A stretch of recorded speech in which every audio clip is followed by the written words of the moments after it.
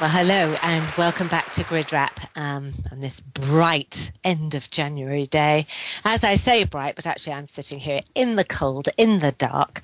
However, not everybody is. I have here our co-host, Tessa Harrington. Hello, Tessa. Hello, everyone. Welcome. And I have our wonderful guest today. That's Amy Cross, Millay Freschi, who is, well, she's Amnesty International virtual organizer. And she is the organizer and founder of the Four Bridges project. Welcome, Amy Millay. Thank you. It's good to be here. I'm very thrilled to have you here today, and intensely thrilled because today is such an auspicious time for us, with the Middle East up in a sort of furore of discontent against their present governments. It must be an extraordinary thing to see from an Amnesty point of view. Oh, it is. It's an amazing time all around the world, and I think it's all coming to light in Northern Africa, but I think that there is the same sense, the same undercurrent flowing through the rest of the world. I mean, does this mean that Amnesty is going to be really, really busy, Millay? Because I know that thousands of people, well, they say that thousands of people have been arrested. It's hard to kind of take that in a real sense, isn't it? So it really is. This is just a very busy time. Amnesty is always busy. That's the thing. They are constantly working on human rights all over the world, and Egypt has been a concern. And of course, it's been highlighted now, but it's been a concern for a little while. I know that they have been doing official notices and updates on their blog and website about the abuses that the arrested protesters are going through, and there is take action places. You can go right on their website and take action and send. I think right now at this point we're actually calling on embassies to support the people of Egypt. So that would be amnesty.org, wouldn't it, that people can refer to? Yes, and Amnesty USA, that's another one. Okay. Amnesty, there are several divisions of Amnesty, but they're all connected. Thank you, Amy. Now, I'm calling you Amy, but you're known as Millay Freschi on this grid, on Second Life, and in other grids, I believe, as well. Yes, I whenever I hear of a new grid, I try to go in and put my name and the Amnesty group in, so that because we are the official representation for Amnesty. Not that we don't appreciate everyone's support, but in order for the information to be Amnesty official, it needs to come from the Amnesty recognized group. So the latest count, how many are you on, do you think, at the moment? Most of them have closed. Geneva, some others. We're in Blue Mars, spot on. N-Worlds, OpenSim. I'm not sure where else. I think I know with Amnesty, those are the ones that I've gone in and set up. But as Four Bridges, we're also in these other grids. And when the Four Bridges organization goes in, it's all of the organizations go in. That's the way Four Bridges. It's a shared resource. So we'll come to Four Bridges in a minute.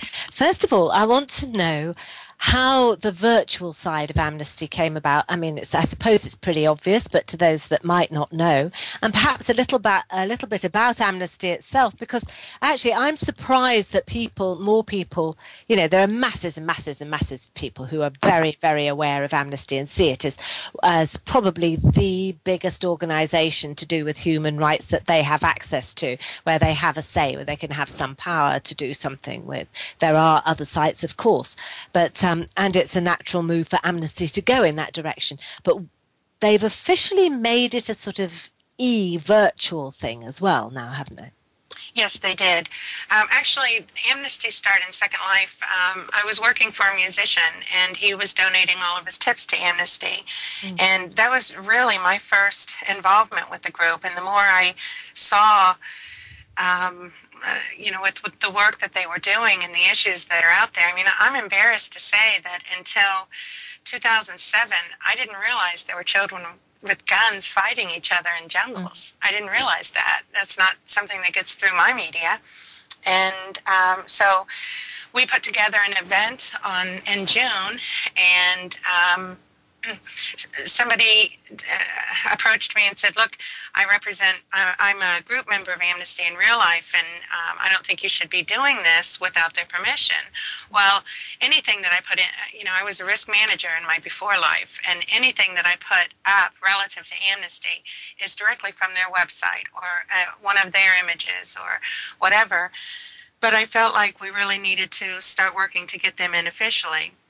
There were other Amnesty groups set up, but nobody really knew what happened to the donations, and there were just issues that would come in that weren't really Amnesty related. So I started approaching Amnesty, and I tried and tried for 6 months, and I didn't get any response. I happened to be on their website one day, and I saw that they were looking for a student area coordinator in my area, and I am a student, a non-traditional one, but I am a student, so I applied for it. And we did an interview over the phone, and I was hired. It's a volunteer position. But I went down to Boston for training, and when I went, I took my laptop. And we planned it so that we were holding an event in SL that day, and they saw what was possible. They saw what we were doing, and they officially came in that October. That's fantastic. That is absolutely fantastic. That's the nicest thing. Now, how does that marry in with the Four Bridges project? Well, it's funny because after they came in, we sort of bounced around from sim to sim.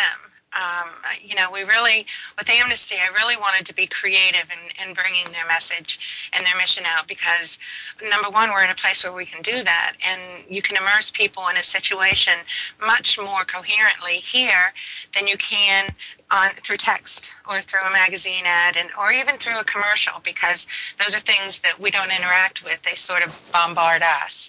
Well, so I wanted to find a place where we could be creative and do all of those things. And not that there weren't some wonderful organizations around, but I kind of wanted to be outside of the lines. I wanted to color outside.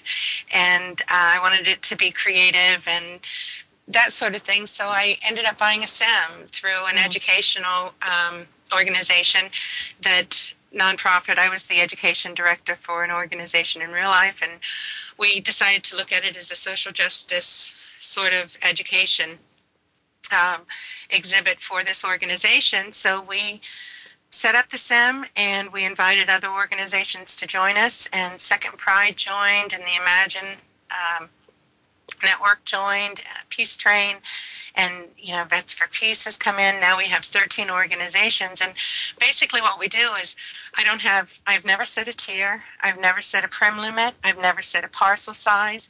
Any resource that we have is available to any single member, as long as it matches our mission, which is to create a world where human rights and economic and social justice, respect for nature, and a community of peace are at the heart of what you do. That's the big thing. And that community, that taking all of the focus off of self and putting it towards something bigger than that, something that encompasses everybody and welcomes everybody, that if there is going to be hope, we're going to bring it. And it's been successful for 2 years. We're undergoing some massive changes right now, and it's a very disruptive time, kind of like it is in the real world. A lot of people ask me about my structure. I don't have any. I don't have any management. I believe in the creativity of the people. I think that's the only thing that's going to save us at this point. We can't go with the same structures we had before. They're crumbling around us. And it's going to take some brilliant, creative energy to create what comes next, because that's what we're doing. We're creating what comes next, and we have these amazing tools at our disposal, like the fact that you and I can sit here and talk to one another, and we can talk to people from Afghanistan and from Iran and Iraq and see that we're all people, and we all have a really common mission, which is a peaceful existence. And so I think this is a amazing opportunity for all of us, fraught with difficulty. Okay, where did we get to? I was asking you about structure, actually, Millay. You kind of took it up anyway, and you wanted to talk about it. And it just seemed to me that you must have a natural structure. You can't just not have structure. Well, you'd be amazed. I mean, it's definitely an issue that comes up daily, and today is no exception. I've spent a lot of the morning. It's very difficult to find a balance between personalities, communities, including my own personality. And part of my personality is wanting everyone to be a part of the community. I want everybody to come. I want everybody to see it the way I do, because I think it's an amazing opportunity and a beautiful expression of who we are as a species. And so it's really difficult to make those two ideals mesh, wanting to support everyone's creativity, and yet at the same time there needs to be an underlying current that maintains that community. And that's where I find the difficulty. Of course, because I'm the founder, and because frankly the Sims are in my name, I do make the final decision. That's the way it is. There's nothing I can do about that, but I try to do it in a way that even when it doesn't seem to mesh with what we're trying to do, I want to give that opportunity, every opportunity to succeed, every opportunity to become a part of one of the voices that we need to have in this project, in this community. I fail constantly, but that's what it means to be an explorer. It means you trip, it means you fall, it means you make a million mistakes, but you continue to do it anyway. Because that's how you learn too. You can't succeed and learn without making mistakes. Absolutely not. Yeah. I always point people towards penicillin when they're talking about Exactly. Yeah, penicillin was a series of mistakes followed by something that was unexpected and not what they were looking for. So, it seems to me that the best things come out of Viagra too, though. Okay. In one of my peace studies classes, it was a class on forgiveness, which we intend to bring into Second Life. But in that class, I learned to do this blanket sort of forgiveness. You just decide that people are going to be people no matter what, and you forgive them that. And you don't have to forgive each action. You don't have to do that. You just do this blanket forgiveness. It's a lot more difficult than I'm making it sound, and I don't mean to be so flippant about it, but it's basically a blanket forgiveness. Well, I also do a blanket I'm sorry. I'm wicked sorry, because I'm going to screw up a lot. I expect that of myself because I give myself the same courtesy. I'm a human being. This is what I'm going to do. But I'm not going to let that fear of failure stop me from doing what I think needs to be done. There are women in Afghanistan who catch themselves on fire. They burn themselves to get out of their lives. There are kids with guns in jungles shooting other kids. This to me is absolutely unacceptable. Everything else is petty.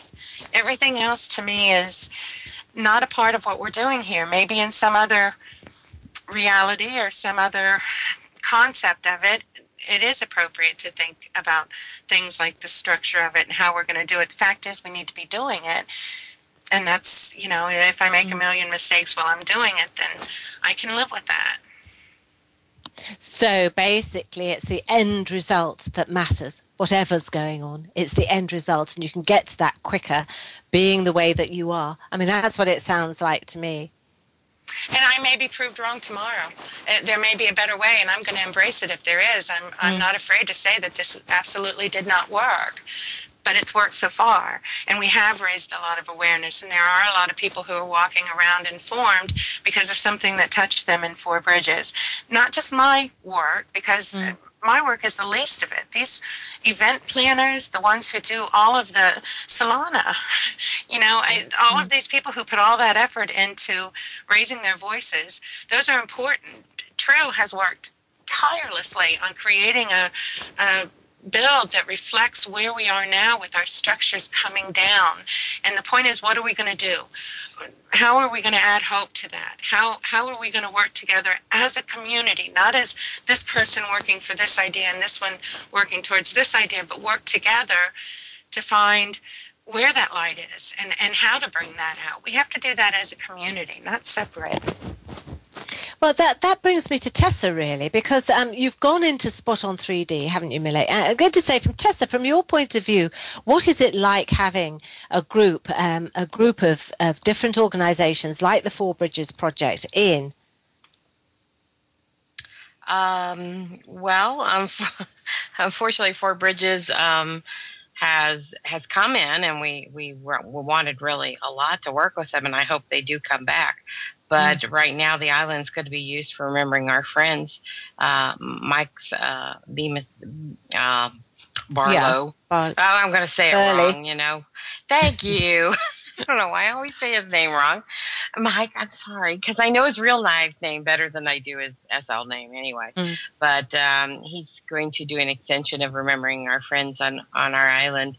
But yeah, we would be very honored to have Four Bridges actually come in and do some of their more creative ideas to help educate and teach people from all over the world some of the values they share, you know, because we feel it's really important to do that kind of thing. And Virtual Worlds does such a good job of reaching out, like Trill's builds about the Afghanistan women. It was just extremely moving. And, you know, she does such a superb job on the houses and the builds and telling the story through the architecture. It was just amazing. And I begged her to bring it to our grid, because I think it would be a moving experience for anyone. And, you know, with New Grid, you're always looking for things that are thought-provoking and really push people to think beyond the game, beyond the fun, and get to something a little more meaningful. Yeah. And we definitely have every intention of moving into, I mean, we've set up presences in the presences and these other, on these other grids. But I mean, okay, you know, I do the work I do with Amnesty and Four Bridges. I'm a grad student full-time and a mother of two. I have a son in college and a 7-year-old and a husband and a family and socks that have to be washed and, you know, and things that I want to do in my real life as well towards my activism. So it's a very busy time, and everybody, I think, is just kind of waiting to see what happens with the grid. We will always have a presence in Second Life. As long as there's a Four Bridges, we'll have a presence. But when it comes to, we're also working with the universities now. The University of Maine is bringing some classes in, and some other universities have talked to me about a student volunteer program incorporating social justice issues into their regular curriculums. We want to set those up. Those we'll do in other grids, because what's important about Second Life is that this is where the majority of the community is, and not the activism community. The community we need to reach, the fashion people, you know, the nightclubs and those, the ones who are coming in here for entertainment. Why not dish out a little awareness at the same time? Make a sim that invites people to explore and to leave parts of themselves there as well. So we are definitely going to be moving more of our presence into the other worlds, but we need to kind of get the wrinkles out of this one first. You've been talking a lot about the other grids and having the presences there. Now, there is another side to this, isn't there? I mean, you're talking about your real life. How expensive does this all get? And is that funded by Amnesty or by the donations? I mean, how does that work? Well, I purchased and paid for the first 6 months on both Sims. And I did that through my financial aid. And, you know, the community we've had events and people make donations, and that's covered 6 months tier on both. Now that we've gone to the regular pricing with the regular part of Second Life, I don't know how that's going to go.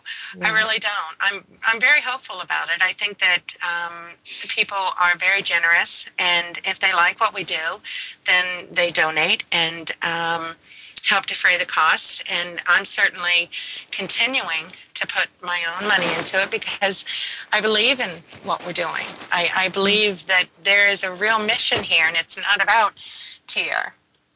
So, you know, that's the important thing to me. And, you know, and like I said, the community is extremely generous.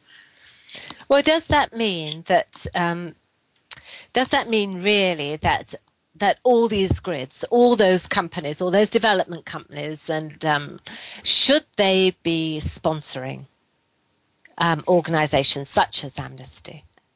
Well, I mean, I think that's the same as it is in real life. That's a very personal decision to make. I think that we were lucky with the Linden Lab to have the discount that we did. I don't get a discount on my rent in real life, So I mean, this is a for-profit business, and coming from that, this is their right. What do I think they should do morally? We can we can go back and forth there, but one thing I do realize is that if you do it for one, you kind of have to do it for everyone. And that's very nice. That's a very noble idea, and as long as everybody contributes, that's fantastic. But not everybody is going to contribute, and that's something I recognize with Four Bridges. There may come a time that we don't make tier, and that it does go away, and that'd be a sad day. But at the same time, I'd feel worse if I never knew, if I hadn't tried at all. So. Well, I think we'll keep this going for a long time to come. This is a very difficult transition for a lot of people associated with Four Bridges, and for that, I really sincerely would like to apologize for those who have felt left out. We haven't left anybody out. It's just that we're evolving, and I don't know what that means. I don't know where that's going to go. I know that I want that we've become more of a reflection of what's happening in the world around us, and I want to help give people tools to take action in their own lives to make a change in the broader scope of things. It is coming down. We can see it right now. What is the actual transition you're going through? What is changing for you all? Wow, I tore down the Sims. Well, that's a big transition. Did you give them warning? I did. Okay. I let everybody know that we were going through a transition, and that, we wanted the Sims to reflect. And our community had gotten to a point where, as the case with a lot of communities, it was kind of stagnant. There wasn't a lot going on. We needed to make some changes. Then there was this real sense of, what are we going to do next once the tier was increased, and that caused we've just been through a lot of upheaval, and just like people, our avatars go through these changes as well. And then we started getting I did give people warning, but I probably didn't give them enough. That's one of the mistakes that I made. But and it was a drastic change. We went from shiny buildings and cherry trees and really nice white bread, American kind of suburbia kind of thing, to, well, you'll have to go see, but we have a torn down Walmart. We have ruins of buildings. We have the Zen Center, even though, and on the outside it may look like it's bleak, but there are all these little points of hope, and this is where the community comes in. This is where it's our responsibility to start rebuilding, to go underneath those structures and put our own sense of hope into those spots and invite more people. It seemed it was a lot of the same people at the same events, and not that there was anything wrong with that, not that I don't appreciate that, not that I don't want to encourage that, but at the same time I want to bring more people in. I want to take the message to where it's needed the most, and that's the general community. For the activists, we're preaching to the choir. Yeah. And that's very difficult, and I think that it's been hard for a lot of people, and like with Mike and with Trill and with the Garden of Hope, everybody's been extremely patient to wait and see where this is going, and they've been very kind and generous in their support.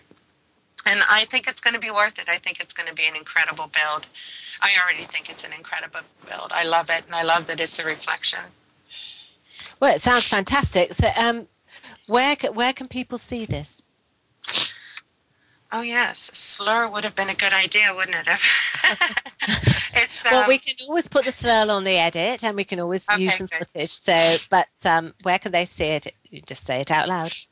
The Four Bridges Project. You can search it in the search, and type in under places Four Bridges, and it'll take you right there. And walk around and touch things, and make sure you're getting the full interactive experience, because there is hope there. It looks like it's a little bleak, but there's a lot of hope. And this just started. We're a month into this build on 2 solid Sims, so it's a lot of work. The art there is amazing. We've had a couple of things donated, and I mean the prison is very scary.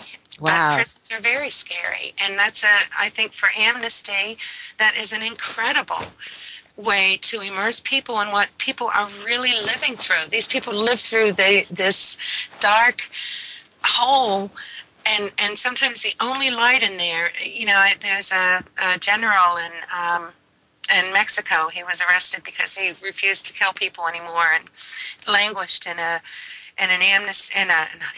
prison in Mexico. And the only thing he had was when Amnesty came to visit him, she slipped him a little coat pen, the Amnesty candle, and that saved his life. I mean, he held on to that pen with everything he had because, like, if something like that happened, I know they'd come for me. And to me, you can't get more immersive than that. So, are you looking to maybe bring audiences from outside Second Life in Oh, to absolutely. get involved in reverse? Because I think for a long time we've kind of, I hate to say it, but fed off the audience in that Second Life, and I think it's becoming clear that we need to start expanding our attention beyond just on any one grid, but also beyond our little niche to bring in people from the outside that probably have never even heard about Second Life or Spot on 3D or OpenSim. Or what they don't even know what a virtual world is. Exactly. They think it's, a game, and it is for some people, but it's also so much more. Amnesty has put a link on their official website linking to the Amnesty International headquarters and to the work that we're doing here in Second Life. I thought that was a big step because a lot of people visit that website, and when they're looking to take action online, Second Life is up there. They see that. We're also working with Amnesty to make it so that when someone goes in and signs a petition, that there's an option when you pull down the country that says Second Life, so we can start gauging how many are coming from Second Life and to sign those petitions. And also, a lot of people, I'm part of a blog with Amnesty, and I've had 2 people come in recently through the Amnesty blog to check it out because of what they've seen there. Plus, we're using all the social media, Facebook, everything, to get Amnesty's mission out there and to make sure people know that there is a whole new world where Amnesty is doing really good work. Well, we're very happy to take the blog address on here as well. We can put that out. So tell them where the blog is, Millay. Okay, the Amnesty International? Yeah. Oh, no, that's the one that I'm talking about that goes into real life is for the Amnesty leaders.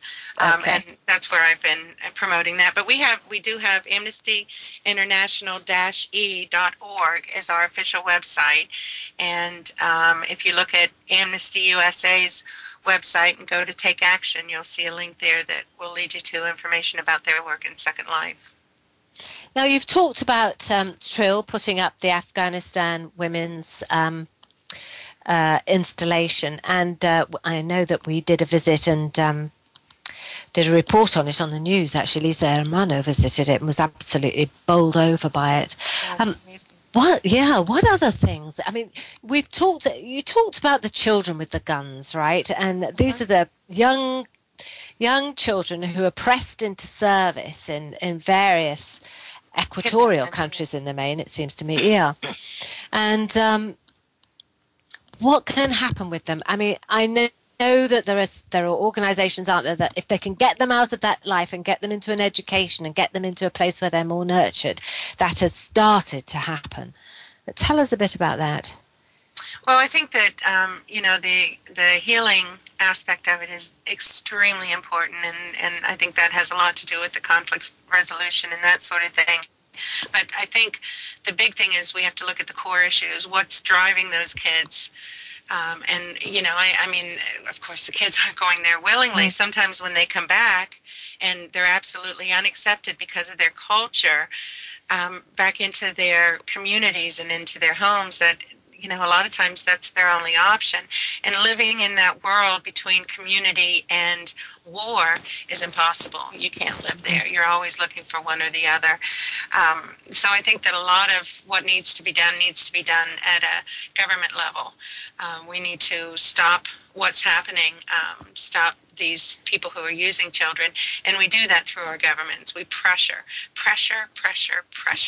I mean, that's, there's a difference between getting a piece of paper that has 100 signatures on it asking for change compared to one getting, 500,000 signatures. It puts pressure on these governments to make a change. And when we start talking to one another about these issues and about ways to make changes, those ideas get to our government. I mean, it's like that ripple. There's no way that I can change my life and go out into my community with that new perspective and that new understanding and not affect somebody else in the community who affects somebody else and somebody else and somebody else. I really believe in that. I believe in the power of talking about things. Okay, we're sitting here talking about movers and shakers on the grid, of which you have been a large driver behind the Amnesty organization to get virtual. If you were to say as an audience, to have as your audience the grid owners, the grid developers, you've got Tessa here, what can they do to further this? What can they do to give information out or to, if they support it, of course. I mean, lots of people don't. Lots of people wouldn't dream of it, but I think anybody who's really got a compassionate conscience and some knowledge about the world would help out. Well, I think that I might be the wrong person to ask, frankly, because, I'm very grateful for the platform that's provided. It's hard for me to think of, I don't, of course they could be more supportive through donations, but for all I know, they are donating to Amnesty in other ways. Or, it's hard. That's a hard line for me to cross. I think we're on an honor system. Trump keeps telling me all day we're on an honor system. It's an honor system. And my mother used to say all the time, everybody does a little, nobody does a lot. And I'm very grateful for what all of the grid owners have done to offer us this presence, to share with one another. And I don't have this sense of, I don't know, like I have, yes, it would be easier if I didn't have to pay so much. But, to me, that feels like me saying I'm more worthy, or my mission is more worthy, so give me the break. But I don't feel comfortable doing that. I think that that's one of the things that we have to do, is understand that we're all virtual pioneers, including the ones who are creating these grids. Hats off to them. What can I do to make your life more easy? And if there's a lack of community in a place, it's partly the community's responsibility. I mean, I think we're given an opportunity to make these really dynamic and immersive experiences for people. And I think that if the more we create of those things and the more we raise our voices, my activism is for Second Life as much. When I go speak to the university, or in real life, I gave a talk at a women's organization, and this is what I talked about, and I feel like that's my responsibility. I think it should be a very symbiotic relationship. Everything should be organic and allowed to evolve as it does. Tessa, what do you think about that? I couldn't agree more. I think building communities, it takes all of us. And that's why we were very excited to hear about, Four Bridges talk about coming in. And we would love to see them come in again. It's something I'm very big supporting of. And, it's all about us coming together and finding the common ground and seeing how we can help each other, I think. I'm going to ask you, Tessa, I'm going to put you on the spot a little bit here. Yeah. Because, okay. What it is, you're talking about Amnesty, for example, in this situation, right? We're talking about Amnesty specifically, really. Right. With the Four Bridges along with that. And what we're talking about is an organization that works in politics, to lobby politicians or to affect governments and to affect change for human rights. Some would put that into a small political organization. Is that fair to say, Millay? No, not really, because Amnesty offers their reports. They do a lot of research, and they find out what the issues are, and they're very, very scrupulous and getting their details together and all of that. And they do talk to the governments, but they know when they're standing up there in front of those governments, their strength is not in what they're doing. It's in the voices, like ours, all of our voices that are standing behind them. That's where their strength is. Well, the question I was going to ask Tessa is that some perceive these actions as a political action and make a judgment on that or not. So if I were to say to you, Tessa, all right, this is something I would say to you, would you put up a petition for Amnesty? Would you get your community to sign petitions for Amnesty? What would you feel about it? How would that affect a grid owner, do you think? I'm talking about in a hypothetical question, this is. It's not actually I'm asking you, Tessa, but how would it affect a grid owner? Well, I think a grid owner shouldn't be the one spearheading it, because that would indicate it was our personal belief system, and whether it was or not, we kind of have to stay neutral. But I would certainly make it easier and give them the support of the grid to make sure they got their message out there as much as possible, help with gatherings, help with performances, from artists, to get them to gather around their event. I think that's something any grid owner would be more than happy to do. But once you start saying, I am Amnesty International, that becomes, I think, a conflict of interest as a grid, because you're no longer neutral then. And then you start getting a lot of political stuff going around that is not the kind we are talking about here, but, the cultural political stuff. So now, while I can't come out and say I'm Millay and I'm going to do all this, because there's plenty of stuff on my plate already, I love to support the causes and try to draw attention to them as much as I can.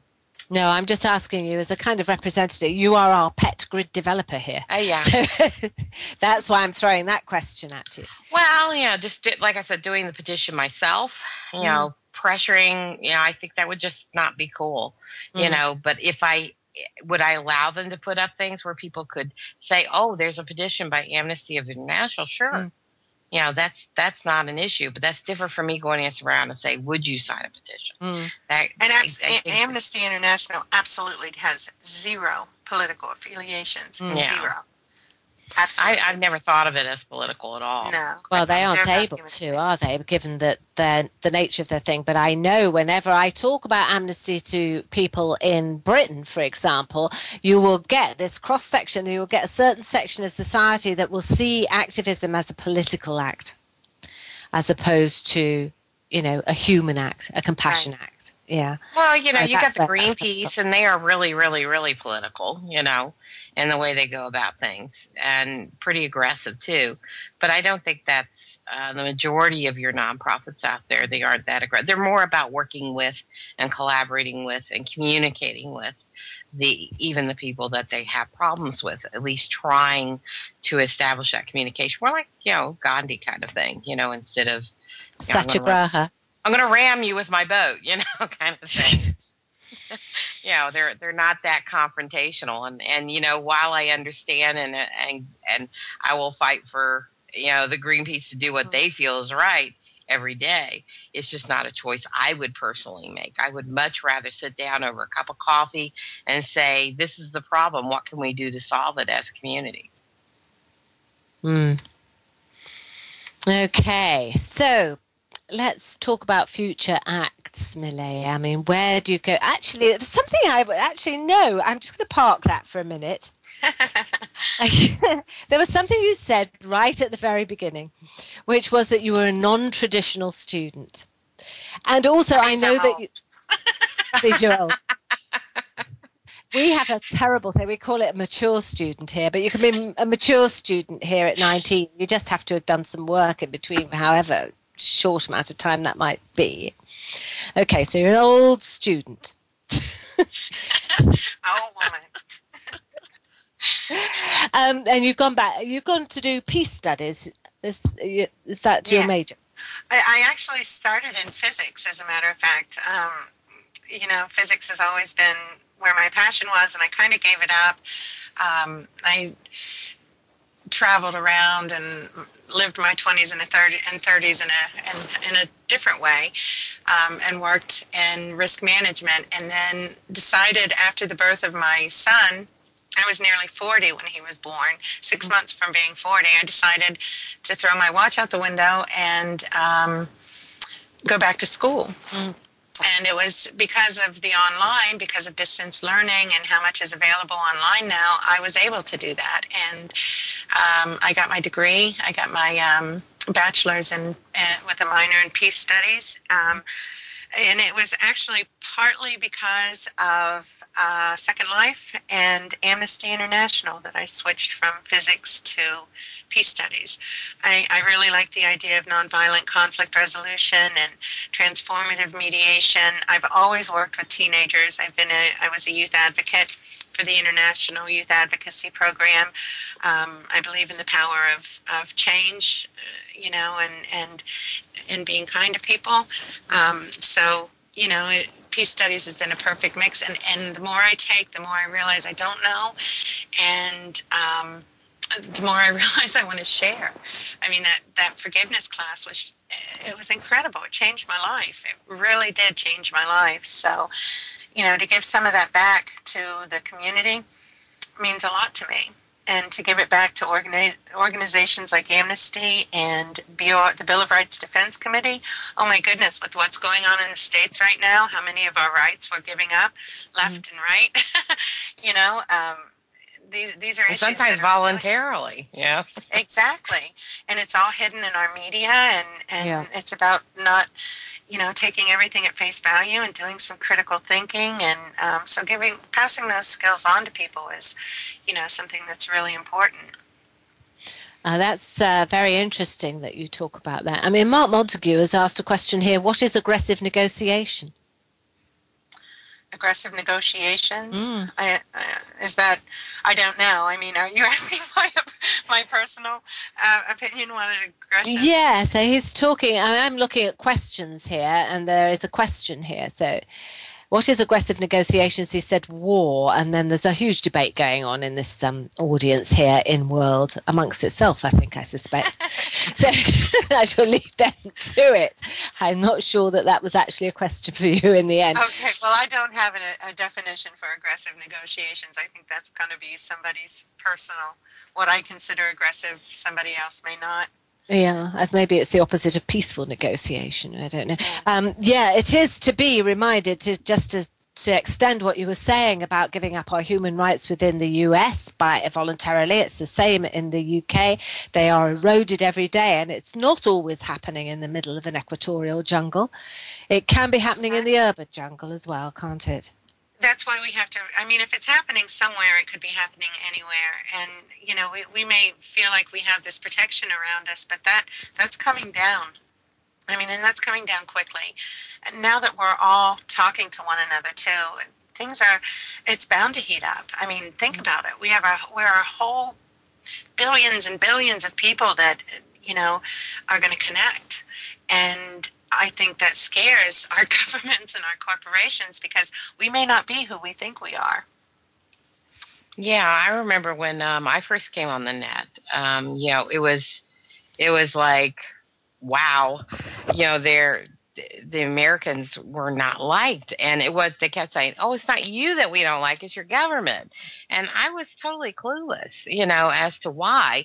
And then they would start pointing to, news articles that were showing up on the web from the past archives, And you're like, I had no idea this was happening. They say that's why we don't hate you, because we know you're too stupid to know.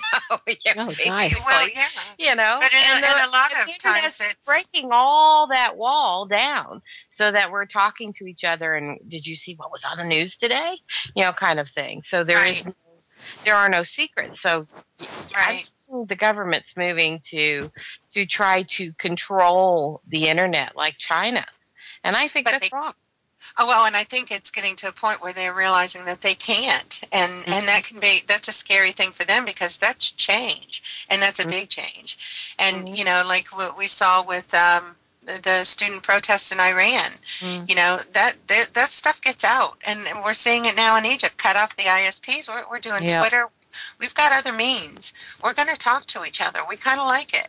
I like my friends here in Second Life. I want to be able to speak to them. So, you're hitting us where we literally live. Yes, they have shut down the internet in Egypt, and I think there are two ways of looking at that. That basically, that means they can. And even though things are getting out from underneath that rug, if you like, and they're being passed on to everybody, I'm getting stuff through Twitter the whole time saying, pass this on, just keep passing it on. There is an element where you think, well, actually, governments are going to be looking at Egypt and China and the fact that they've shut them down and thinking, oh, what a good idea. Oh, yeah, I absolutely agree. But, we're a lot more than they are.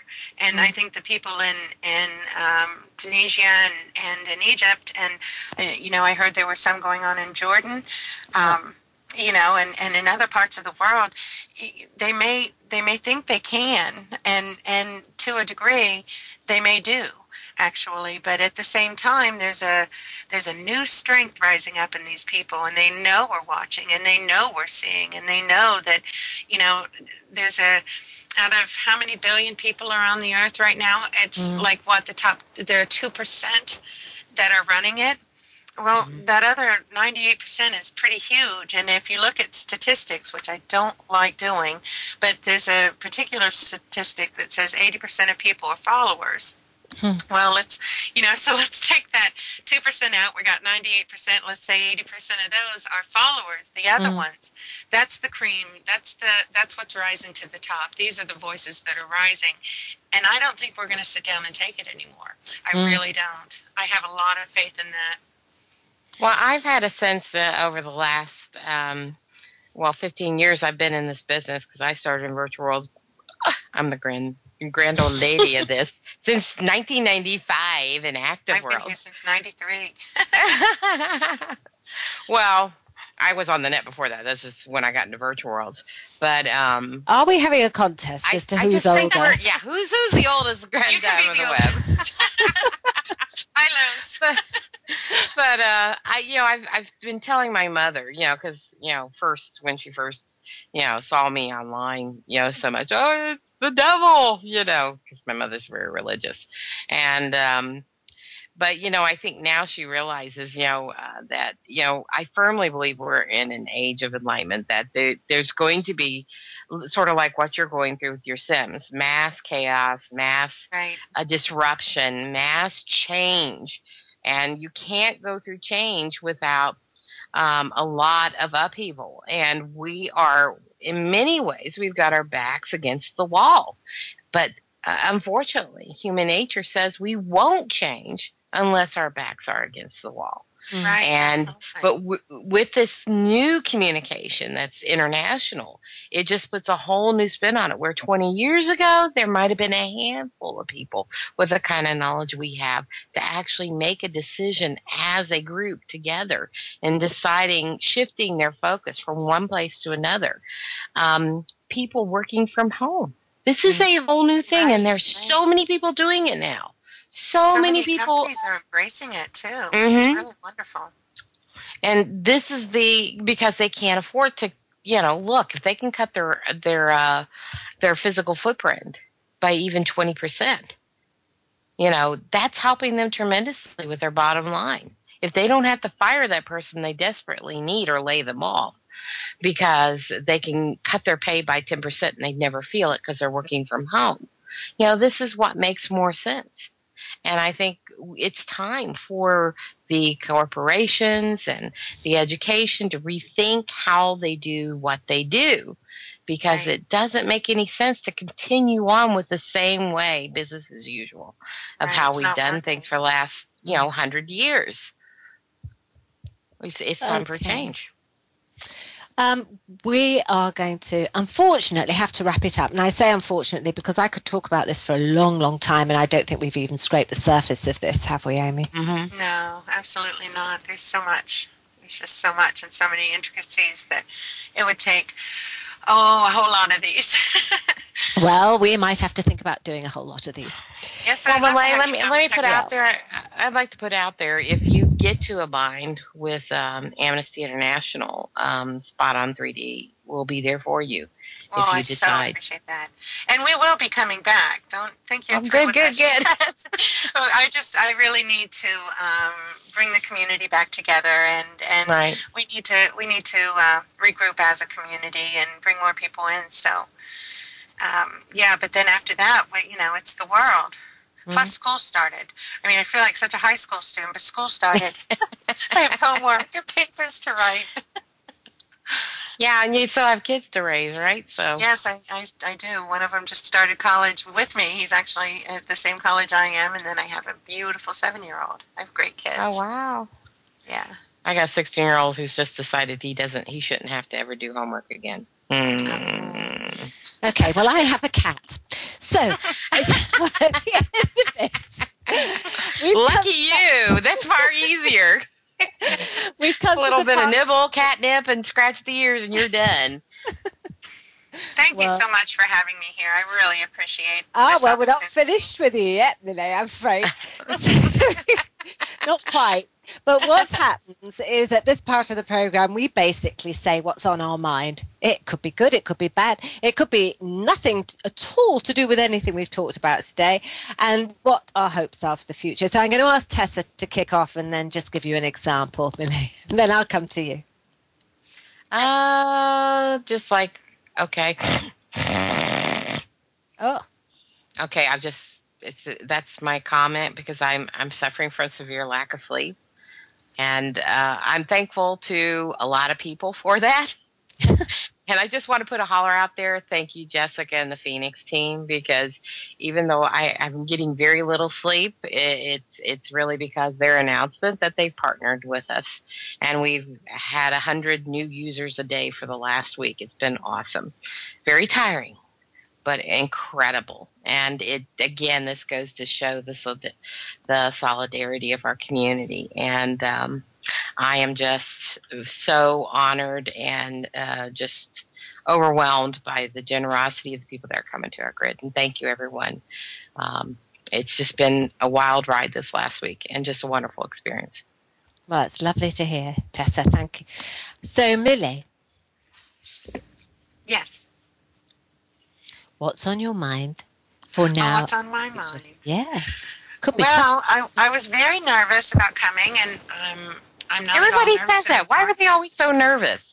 Well, when you don't know what's going on, when you don't know exactly what they're going to, what people are going to They be don't asking. get a list of questions from me, Right, Tessa. that's right. And they've got the I name appreciate Dragon Ash that. over my head. That's a warning. Oh, I love that. I so appreciate that, because I think that, anything that doesn't limit creativity, and I'm all over it, so I appreciate that. And, I could go on and on and on and on and on about Fort Bridges and Amnesty and the people who work there and give so much of their time and energy. But thank goodness this is over. This has been a killer week for me. This is my second interview. I had 3 presentations and my regular school work. And so this marks the end of that. And I am so looking forward to a hot tub. I can't even tell you. Aww. Boy, I know Okay, that. we've driven the woman to the bathroom. That's Hey, I got my first bath in 2 days today. I'm like ecstatic. This is worse than giving birth to a baby. okay. So it's thank you very, very much to Millay Freschi, actually Amy from Amnesty International virtual organizer, and we'll be putting up all the links up on the site along with some footage of the sim, and in its many guises, by the sound of it, from what I've been reading here. And it's thank you very much to Tessa Harrington of Spot on 3D for her continued sponsoring of this program. Thank you, Tessa. Thank you. Thank you for being there. And thank you to our audience, both on the net and in world. And it's great to have you here in all your many varied comments that have been coming through in text. So we will be here again on Thursday, and we're hoping to have Chris Hart with us on Thursday. So looking forward to that. And it's same time, same place, different face. So thank you, everybody, and good night, good morning, good evening, good afternoon. You know what I mean. Take care, everyone.